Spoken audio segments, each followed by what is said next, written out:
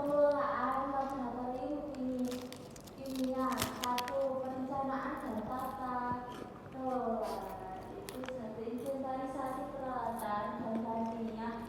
2. Daftar lengkap peralatan dan bahan kimia, termasuk informasi tentang jumlah, sifat bahaya, dan tanggal kadaluarsa. Pengaturan tata ruang laboratorium sesuai dengan alur kerja dan jenis eksperimen dengan alat khusus untuk bahan berbahaya. Sistem manajemen dokumen simpan catatan standar operasional prosedur, yaitu singkatan dari SOP. Gambar data keselamatan bahan MSDS dan laporan eksperimen. 2. Keselamatan laboratorium, alat pelindung diri atau APD. Pastikan semua menggunakan APD yang sesuai, seperti jas laboratorium, sarung tangan, pelindung mata, dan masker untuk melindungi atau menyelamatkan hidupnya. Fasilitas keamanan, sediakan alat pemadam kebakaran, kotak P3K, software keselamatan, pengambilan dan penyimpanannya. Semua bahan kimia dengan benar dan simpan sesuai klasifikasinya. Misalnya asam, basa itu mudah terbakar. 3. Pengelolaan limbah. Pemisahan limbah, klasifikasikan limbah kimia berdasarkan jenisnya, organik, anorganik, berbahaya, simpan di wadah khusus. Pembuangan sesuai regulasi, pastikan limbah kimia dikelola dan dibuang sesuai dengan peraturan lingkungan yang berlaku yang disediakan. 4. Pemeliharaan dan kalibrasi. Pemeliharaan peralatan dilakukan pemeriksaan rutin untuk memastikan peralatan dalam kondisi baik dan siap pakai. Kalibrasi alat, pastikan alat ukur seperti timbangan dan spektrofotometer dikalibrasi secara berkala untuk menjaga akurasi yang baik dan aman. 5. Pelatihan dan pengawasan. Latihan rutin diberikan pelatihan tentang penggunaan alat, prosedur keselamatan dan penanganan bahan kimia secara berkala dan pengawasan. Audit dilakukan untuk memastikan kepatuhan terhadap SOP dan peraturan keselamatan. 6. Administrasi dan dokumentasi. Pencatatan eksperimen terekam semua kegiatan laboratorium dalam logbook atau sistem digital. Pengelolaan anggaran direncanakan untuk pembelian bahan, pemeliharaan alat, dan pengelolaan limbah. 7. Evaluasi dan peningkatan. Penilaian risiko secara berkala untuk mengidentifikasi dan minimalkan potensi berbahaya. Peningkatan masih diterapkan akan metode yang lebih efisien untuk mendukung operasional laboratorium. Pengadministrasian alat dan bahan. 1. Inventarisasi alat dan bahan seperti pencatatan alat dan bahan, termasuk nama alat atau bahan, jumlah kondisi, yaitu seperti baru, layak, rusak, tanggal pembelian, lokasi penyimpanan ini dekat berdasarkan fungsi, misalnya alat ukur atau alat pemanas, dan berdasarkan sifatnya asam, terus basah, lalu organik. 2. Pelaporan dan dokumentasi buat laporan rutin tentang kondisi alat dan bahan bulanan atau tahunan. Dokumentasi alat yang rusak, hilang atau bahayanya habis untuk evakuasi. 3. Pengadaan dan pengisian ulang dilakukan pengecekan berkala terhadap stok dan alat. Jika stok menipis, ajukan pengadaan sesuai kebutuhan. Pastikan barang baru tercatat dalam sistem inventaris.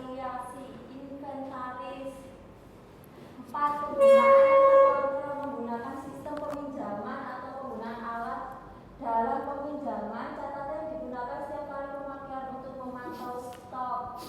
5. Pemeliharaan dan perawatan dilakukan rutin untuk memastikan alat dan bahan tetap dalam kondisi baik atau aman. Dijadwalkan perawatan alat secara berkala. Hindari penyimpanan bahan dalam kondisi yang dapat merusak kualitasnya. 6. Penyimpanan yang terorganisir, isi di tempat yang aman dan sesuai, misalnya disimpan dalam lemari dengan label. Yang kedua, bahan berbahaya disimpan di lemari khusus. Dipastikan lokasi penyimpanannya bersih dan mudah diakses. Fasilitas laboratorium kimia. 1. Peralatan dasar. Meja laboratorium dilengkapi dengan bahan kimia bebas tahun untuk mencuci alat dan membuang sisa pentingnya dengan aman. Tidak penyimpanan digunakan untuk menyimpan bahan kimia, alat kaca, dan peralatan lainnya. Lemari aset untuk eksperimen yang menghasilkan gas berbahaya, alat gelas seperti beker, Erlenmeyer, pipet tetes, gelas ukur, tabung reaksi, dan tata letaknya. Tabung ukur, corong, itu seperti pemanasan seperti hot plate, pulsen, pemanasan listrik, dan ada timbangan analitik dengan presisi tinggi. 2. Alat khusus spektrofotometer untuk menganalisis warna atau konsentrasi larutan. pH meter untuk mengukur tingkat keasaman atau kebasaan. Mikroskop diperlukan untuk menganalisis partikel yang kecil. Oven atau inkubator untuk pengeringan atau reaksi pada suhu. 3. Bahan kimia bahan dasar seperti air destinasi, HCl, H2SO4, etanol, amonia, reagen khusus untuk menganalisis misalnya larutan buffer, indikator pH. Bahan penyerap limbah seperti karbon aktif atau bahan netralizer. 4. Peralatan keselamatan pada pelindung diri yaitu APD, jas laboratorium, sarung tangan, terus masker, kacamata pelindung, dan pemadam kebakaran untuk menangani kebakaran berbasis kimia, kotak P3K untuk pertolongan pertama, shower darurat untuk mencuci bagian tubuh atau mata yang terkena bahan kimia, tubuh lain, fasilitas yang baik untuk sirkulasi udara. 5. Dokumentasi dan alat pendukung, buku panduan laboratorium dan lembar data keselamatan bahan atau MSDS. Kemudian dengan perangkat lunak pendukung analis alat tulis dan label, sistem pengelolaan limbah kimia, tempat khusus limbah cair, paket, dan gas. Keselamatan di laboratorium. 1. Pakaian dan perlengkapan keselamatan. Gunakan jas laboratorium, gunakan kacamata pelindung, gunakan masker tangan, dan hindari memakai perhiasan, sepatu terbuka atau pakaian yang longgar. 2. Peraturan umum, jangan makan, minum, atau merokok di dalam ruangan laboratorium. Hindari menyentuh wajah, mata, mulut saat bekerja dengan bahan kimia. 3. Penanganan bahan kimia. 3. Penanganan bahan kimia. Gunakan corong asap jika bekerja yang menguap atau beracun. Jangan tercampur bahan kimia tanpa panduan yang jelas. Baca label MSDS sebelum menggunakan bahan kimia.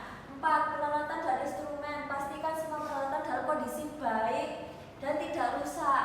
Hindari menggunakan peralatan yang retak atau rusak, bocor. Setelah dimatikan peralatan setelah digunakan. 5. Penanganan limbah. Buang limbah sesuai prosedur, pisahkan limbah cair dan padatnya. 6. Penanganan darurat jika terjadi tumpahan bahan kimia. Segera bersihkan sesuai prosedur. Jika terkena bahan kimia, segera bilas dengan air selama 15 menit. Laporkan kecelakaan kepada petugas laboratorium. 7. Sikap dan disiplin semua instruksi dari pengurus laboratorium. Tetap tenang dan fokus selama melakukan eksperimen. Jangan bekerja sendiri di laboratorium tanpa pengawasan. Sekian, terima kasih.